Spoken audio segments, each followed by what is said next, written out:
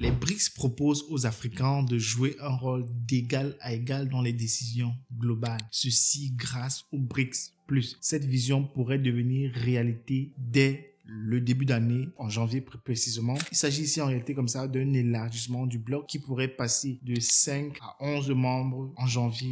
Bienvenue sur l'Afrique qui gagne, je suis Cyril. Si tu es passionné par l'avenir économique de l'Afrique, tu es au bon endroit. L'Afrique qui gagne, c'est la chaîne qui met en lumière les réussites africaines, les opportunités d'investissement et les solutions concrètes pour un continent plus prospère. Alors ici, je te parle d'économie, d'entrepreneuriat, de finances et également de stratégies qui permettent à l'Afrique de se lever et de briller. Ensemble, nous allons comme ça explorer les histoires inspirantes des Africains, apprendre des erreurs économiques à éviter et découvrir comment chacun de nous peut contribuer à la richesse et à la réussite de notre continent. Mon ambition est simple, de te donner les outils et les idées pour passer à l'action parce que je suis convaincu que l'Afrique de demain se construit dès aujourd'hui. Donc, si tu veux voir l'Afrique sous un autre angle, si tu crois au potentiel immense de nos terres et surtout de nos talents, abonne-toi à cette chaîne, active la cloche de notification et ensemble, célébrons l'Afrique qui gagne. Alors, si on observe les BRICS, tout simplement, de manière générale, à quoi est-ce que cela ressemble? On parle ici d'un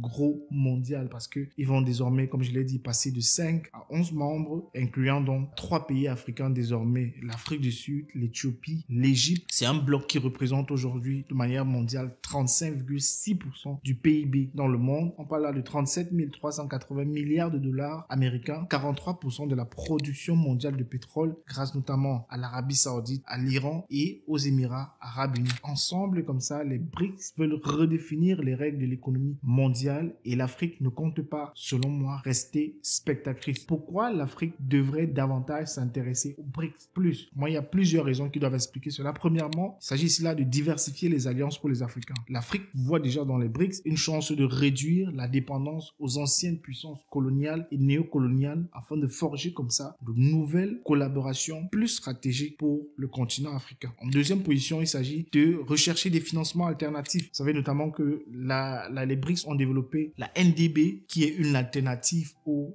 Fonds monétaire international, le FMI. Et qu'est-ce que la NDB offre de plus que le FMI? Il s'agit justement d'un mécanisme financier qui accorde des prêts sans imposer de conditions politiques. C'est-à-dire qu'ils vont permettre aux pays africains de préserver leur autonomie économique tout en finançant des projets essentiels et structurants. On parle là de construction des infrastructures dont les Africains ont en ce moment grandement besoin. Les routes, les hôpitaux. Il s'agit également ici pour les Africains de promouvoir le commerce intra-africain. Donc les BRICS plus pourraient comme ça stimuler les synergies autour de l'accord de libre-échange continental africain AFCFTA, ouvrant comme ça la voie à un commerce plus intégré, plus dynamique sur le continent. Quatrième position, il s'agit d'opportunités technologiques et commerciales. Collaborer avec des géants comme la Chine, l'Inde ou le Brésil, la Russie offre à l'Afrique, on ne le dira jamais assez, une occasion unique d'accéder à des technologies plus avancées et à des marchés encore plus stratégique. C'est une voie pour l'Afrique pour s'introduire dans la scène mondiale. On sait aujourd'hui que 38 pays ont officiellement demandé leur adhésion aux BRICS, dont